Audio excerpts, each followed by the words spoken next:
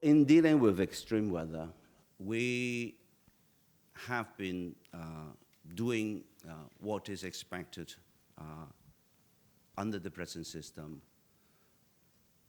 There are three areas of response. First of all is the alert, so that people will know about the coming of the extreme weather.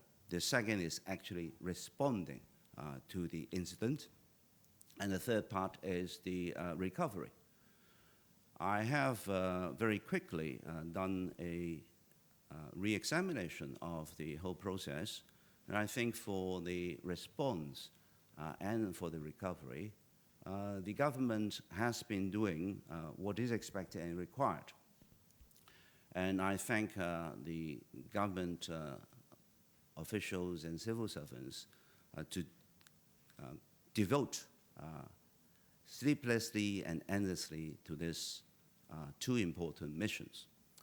As regards alert, early warning, as I have described, in regard to prediction on rainfalls, particularly very unpredictable and always changing rainstorms, there is a limitation as to how at present scientific predictions can do.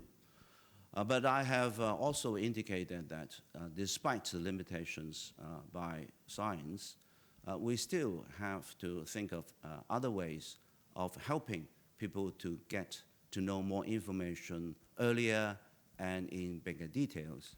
And this will include increasing the risk factor when we consider sending out alert signals.